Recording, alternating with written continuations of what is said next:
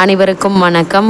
கும்பராசினியர்களுக்கு இன்றைய நாளில் நீங்கள் இதை செய்தால் பல கோடி கிடைப்பது உறுதி. அந்த வகையில் கும்பராசினியர்கள் இன்றைய நாளில் நீங்கள் என்ன செய்ய வேண்டும், என்ன செய்யக்கூடாது, என்ன செய்தால் என்ன மாதிரியான நன்மைகள் எல்லாம் ஏற்படும், குறிப்பா இன்றைய நாள் என்ன நாள் என்பது குறித்தான முழுமையான பதிவை தான் இந்த வீடியோவில் நம்ம விரிவாக பார்க்க போகிறோம். அந்த வகையில் கும்பராசினியர்களை பொறுத்த வரைக்கும் இன்றைய நாள் பிரதோஷ நாளாக கருதப்படுகிறது. பிரதோஷம் என்பது ஒவ்வொரு மாதத்திலும் வரக்கூடிய வளர்பிறை மற்றும் தேய்பிறையில் வரும் திரியோதசி திதி தினத்தில் மாலை 4:30 மணி முதல் 6 மணி வரை பிரதோஷ காலமாக கடைபிடிக்கப்படுகிறது. பிரதோஷம் என்பது ஒவ்வொரு மாதத்திலும் வரக்கூடிய வளர்பிறை மற்றும் தேய்பிறையில் வரும் திரியோதசி திதி தினத்தில் மாலை 4:30 மணி முதல் 6 மணி வரை பிரதோஷ காலமாக கடைபிடிக்கப்படுகிறதுங்க. அது மட்டும் இல்லாமல் இந்த பிரதோஷ தினத்தில் தான் ஈசன் ஆழகால விஷத்தை உண்டு இந்த அகிலத்தை காத்ததாக புராணங்கள் கூறுகிறது. அது திரியோதசி திதி சனிக்கிழமையில் வந்தால் அது சனி மகா பிரதோஷமாக மேலும் சிறப்படைகிறது. இந்த பிரதோஷ காலமான மாலை 4:30 முதல் 6 மணி வரை சிவாலயத்தில் வலம் வந்து தரிசித்தால் பல்வேறு புண்ணியங்கள் செய்த பலன்கள் கிடைக்கும். வசதி படைத்தவர்கள் நந்தி பகவானுக்கு அபிஷேக ஆராதனை செய்வது நல்லது. குறிப்பாக கும்பராசினியர்கள் இந்த பிரதோஷ விரதத்தை எப்படி இருப்பது என்று பார்க்கும்போது தினமும் மாலை 3 முதல் 6 மணி வரையிலான நேரம் பிரதோஷ காலம் என்றே குறிப்பிடப்படுகிறது. இதற்கு நித்திய பிரதோஷம் என்று பெயர். திரியோதசி துவங்கியதிலிருந்து உபவாசம் இருந்து சிவநாமங்களை ஜபித்து கொண்டிருக்க வேண்டும். அன்று மாலை சிவன் கோவிலுக்கு சென்று சிவ தரிசனம் செய்த பிறகே உணவு சாப்பிட்டு விரதத்தை முடிக்க வேண்டும். இந்த பிரதோஷ விரதம் அப்படின்னா என்ன என்று பார்க்கும்போது பிரதோஷ விரதத்தை பொறுத்த வரைக்கும் சைவ மக்களால் கடைபிடிக்கப்படும் சிவ விரதங்களில் ஒன்று. இது ஒவ்வொரு மாதமும் வளர்பிறை தேய்பிறை ஆகிய 2 பட்சங்களிலும் வருகின்ற திரியோதசி திதியில் சூரியன் மறைவதற்கு முன் 3:45 நாளிகையும் பின் 3:45 நாளிகையும் உள்ள பிரதோஷ காலத்திற்கு சிவபெருமானை குறித்து அனுஷ்டிக்கப்படும் விரதமாகும். இந்த பிரதோஷம் அன்று கும்பராசினியர்களான நீங்கள் என்ன செய்யலாம் என்று பார்க்கும்போது இந்த நாட்களில் அதிகாலையில் எழுந்து நீராடி சிவாலயம் சென்று வழிபட வேண்டும். அன்று முழுவதும் உணவின்றி உபவாசம் இருந்து திரைமுறைகளை படிக்க வேண்டும்.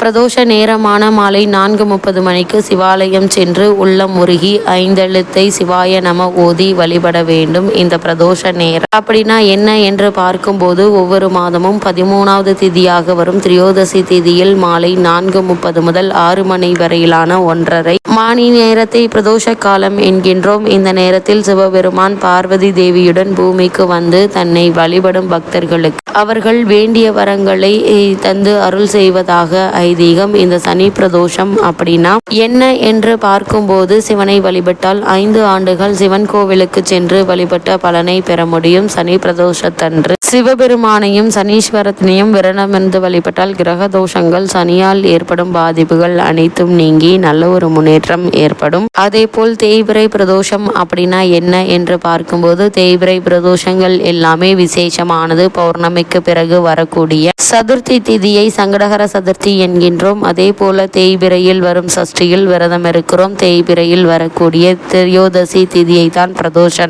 என்கின்றோம். அது மட்டும் இல்லாமல் பிரதோஷம் எந்த திதியில் வரும் என்று பார்க்கும்போது பௌர்ணமிக்கு பிறகு வரும் கிருஷ்ணபட்சம் என்ற தேய்பிறை காலத்தில் 13வது திதியாக வரும் திரியோதசி திதியே மாத பிரதோஷமாகும். இந்த திதியில் மாலை நேரத்தில் பானலிங்க வழிபாடு செய்வது உத்தம பலன்களை தரும். இந்த ஞாயிறு பிரதோஷம் அப்படின்னா என்ன என்று பார்க்கும்போது ஞாயிறு பிரதோஷத்தை பொறுத்த வரைக்கும் சூரிய திசை நடப்பவர்கள் கண்டிப்பாக ஞாயிறு அன்று வரும் பிரதோஷத்திற்கு செல்ல வேண்டும். இதனால் சூரிய பகவான் அருள் நமக்கு கிடைக்கும். இந்த திசையினால் வரும் துன்பங்கள் விலகி பிரிந்த குடும்பங்கள் ஒன்று சேரும் என கூறப்படுகிறது. இந்த சிவனுக்குரிய வழிபாட்டில் மகா சிவராத்திரிக்கு அடுத்தபடியாக முக்கிய இடம் பிடிப்பது பிரதோஷ வழிபாடு. ஒவ்வொரு மாதமும் வளர்பிறை மற்றும் தேய்பிறையில் வரும் திரியோதசி திதி அன்று மாலை 4:30 முதல் 6 மணி வரையிலான காலத்தை பிரதோஷ காலம் என்கின்றோம். சாதாரண பிரதோஷ வேளைகளில் சிவாலயம் சென்று வழிபட்டால் 1 வருடம் ஆலயம் சென்று இறை வழிபாடு செய்த பலன் கிடைக்கும். அதுவே சனிக்கிழமை வரும் மகா பிரதோஷத்தன்று இறைவனை வழிபட்டால் 5 வருடம் ஆலய வழிபாடு செய்த பலன்கள் கிடைக்கும். சிவபெருமானை பொறுத்த வரைக்கும்